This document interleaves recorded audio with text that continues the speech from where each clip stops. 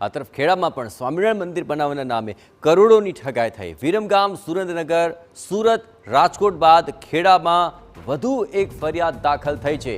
JP સ્વામી અને તેના સાગરીતો સહિત 7 લોકો સામે ફરિયાદ થઈ। સ્વામિનારાયણ સંસ્થાને મંદિર બનાવવા જગ્યા જોઈએ છે એમ કહીને ઠગાઈ કરવામાં આવી છે।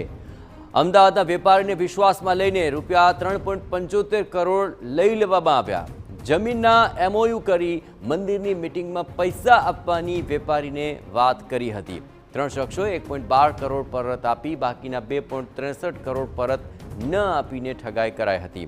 વિશ્વનાથપુરા, સાવલી, લસુંદરા, કઠલાલ ખાતેની 600 વીઘા જમીનના ખોટા એમઓયુ કરવામાં આવ્યા છે।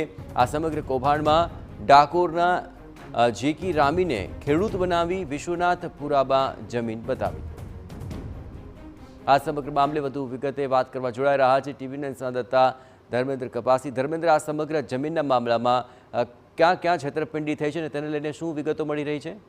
જયેશ, સમગ્ર મામલાની વાત કરવામાં આવે તો નડિયાદ ટાઉન પોલીસ મથકની અંદર જે ફરિયાદ નોંધાઈ છે જેની અંદર 7 આરોપીઓના નામનો ઉલ્લેખ છે। મહત્વની બાબત એ છે કે તમામ આરોપીઓ અમદાવાદ જિલ્લાના રહેવાસીઓ હોવાનું સામે આવ્યું છે।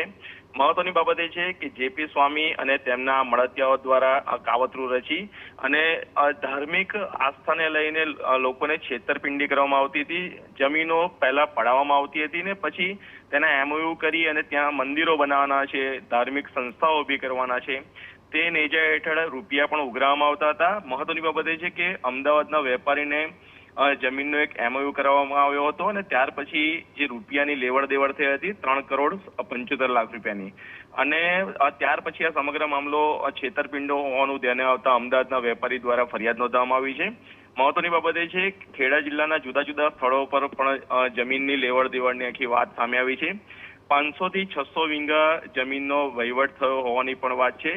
જો કે આગામી દિવસોમાં જો આ પ્રકારની જમીનોનું કોઈ વેચાણ થયું છે કે કેમ તે કલેક્ટર ઓફિસથી પણ સામે આવી છે। બીજી તરફ રાજ્ય સરકાર સક્રિય બને અને સમગ્ર મામલાની તપાસ કરે તો રાજ્યવ્યાપી કૌભાંડ બહાર આવવાની શક્યતા છે। જયેશ, આભાર ધર્મેન્દ્ર, તમામ ગતિવિધિઓ પર આપ નજર રાખતા।